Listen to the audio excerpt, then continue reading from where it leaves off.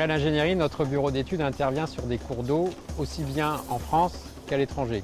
On travaille à la fois sur des petites rivières qui font quelques mètres de large et sur des grands cours d'eau comme le fleuve Congo qui va faire plusieurs kilomètres de large. Quelles que soient ces situations, souvent les questions qui se posent vont tourner autour du bilan à l'échelle de la rivière entre ce que l'on peut prendre pour les usages de l'eau et ce que l'on doit laisser dans la rivière pour que les milieux aquatiques aient suffisamment d'eau pour se développer.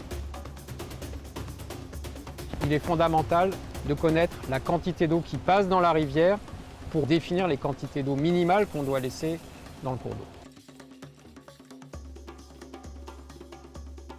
Et pour ça, il existe des appareils qui mesurent ces débits. Et BRL Ingénierie vient de s'équiper d'un de ces appareils, toute dernière technologie, à la fois très précis et très pratique. C'est ce qu'on appelle un ADCP. On s'en sert l'été pour regarder par exemple la quantité d'eau qui coule dans les gardons et puis pour mieux comprendre les échanges entre cette rivière et la nappe souterraine, c'est une des applications, pour mieux comprendre aussi les quantités d'eau qui sont prises par les usagers de cette rivière et la quantité d'eau qu'ils laissent dans la rivière.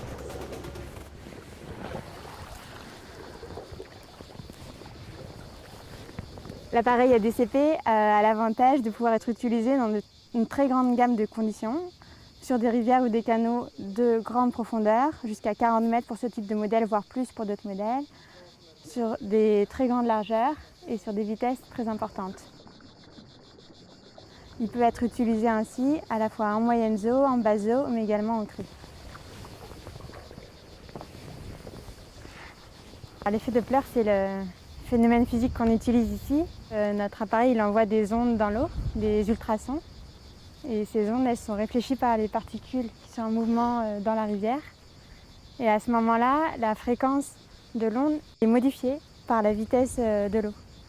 Donc notre appareil, quand il reçoit les ondes, il peut interpréter ce signal pour calculer la vitesse de l'eau.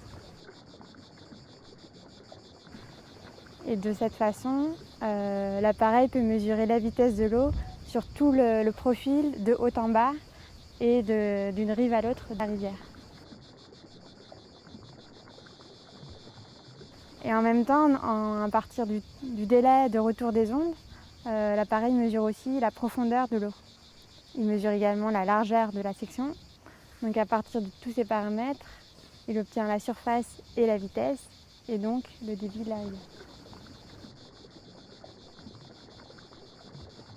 Le suivi en temps réel permet à la fois de vérifier que tout fonctionne, que la connexion se fait bien entre l'appareil et l'ordinateur, permet de vérifier que la mesure n'a pas de problème, que les vitesses sont homogènes, et selon les différentes traversées, on peut vérifier que les mesures sont cohérentes d'une traversée à l'autre et qu'on a donc une bonne qualité de mesure. Et on a déjà énormément de demandes chaque été qui se multiplient. Peu d'entreprises sont équipées avec un tel appareil.